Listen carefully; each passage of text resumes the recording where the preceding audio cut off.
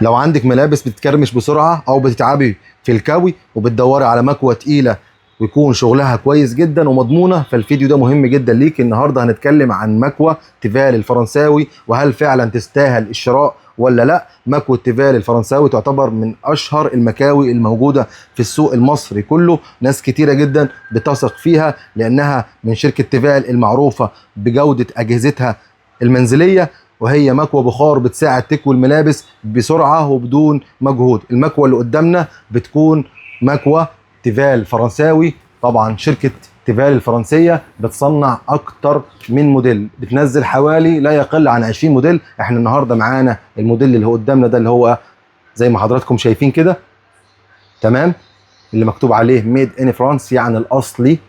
هنتأكد من الكرتونة إنه أصلي، مكتوب هنا ميد ان فرانس زي ما حضراتكم شايفين، وموجود هنا ميد ان فرانس، موجود هنا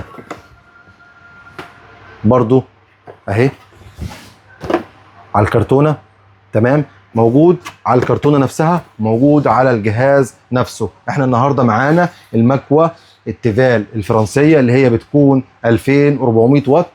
انا باكد على الوات وباكد على الموديل علشان في موديلات كتيره في مكوه تيفال الفرنسيه، اي موديل فيهم هيبقى كويس جدا بالنسبه لك. طبعا موديلات كتير مختلفه شويه عن بعضها، يعني مثلا الموديل اللي قدامنا ده اللي هو ال 2400 واط زي ما حضراتكم شايفين كده، لونه بيكون ازرق، متوفر منه الوان تانية مكتوب عليه كل البيانات بتاعته.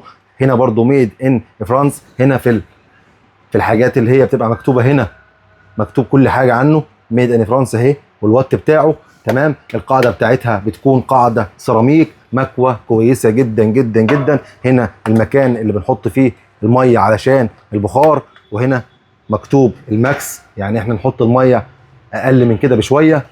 طبعا ليه في زرار للبخار من قدام للرش، تمام، وفي زرار من تحت علشان البخار. المكوة خفيفة جدا وسهلة الاستخدام، حاجة محترمة جدا جدا، وكمان عليها ضمان دولي من شركة تيفال، وده طبعا الضمان الأصلي اللي مكتوب بجميع لغات العالم. وهنا هنلاقي اللغة العربية تمام اهي، وتحتها اللغة الصينية، يعني ده يثبت لك انه اصلي مليون في المية. ومعاها الكتالوج اللي يوضح لك طريقة التشغيل. طبعا هي مش مستاهلة ان انا اعلم حد ازاي يستخدمها، بس من الحاجات اللي انا بنصح بيها يا ريت ما نحطش الميه اكتر من كلمه ماكس، هنا نحطها اقل.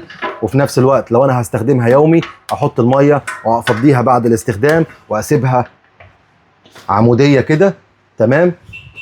مكوه من المكاوي الكويسه جدا. الموديل بتاعها اهو تاني اهو، اللي هو الموديل ده من اقوى وافضل المكاوي اللي موجوده في السوق المصري كله، مكوة تيفال الفرنسيه. طبعا في منها موديلات كتيره جدا، ولكن احنا النهارده اتكلمنا عن الموديل ده بس، اللي هو بيكون 2400 واط.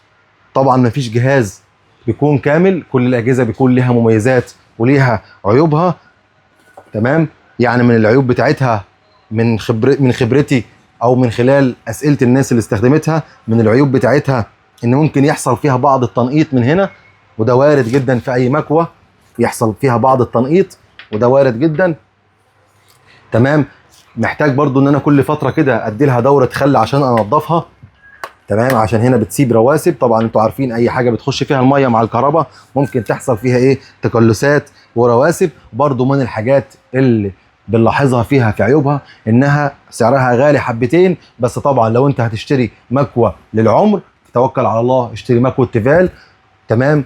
وتعالى بعد 10 سنين قول الراجل اللي كان بيتكلم في الفيديو ده كان بيتكلم صح او كان بيتكلم غلط. هنقدر نستخدمها في جميع انواع اللبس، ملابس العمل، ملابس اللبس البيتي، البدل، ايا كان، ملابس قطنيه، جواكت، ملابس سميكه، جينز، حاجات خفيفه، حاجات تقيله، ايا كان ايه هي الحاجات اللي احنا هنكويها فيها. طيب، من بعض النصايح اللي انا بقدمها لكم في الفيديوهات بتاعتي عن مكوة تيفال عشان المكوة تعيش معاك اطول عمر، استخدم فيها ميه نظيفه او ميه مفلتره. مفيش ميه نظيفه ومفيش ميه مفلتره، نحاول نجيب ميه عادي، ميه من الحنفيه، بس ما تكونش فيها رواسب، تمام. ننظفها كل فتره بدوره خل كده حاجه يعني ايه بميه خل كده عشان تعيش معانا وتعمر.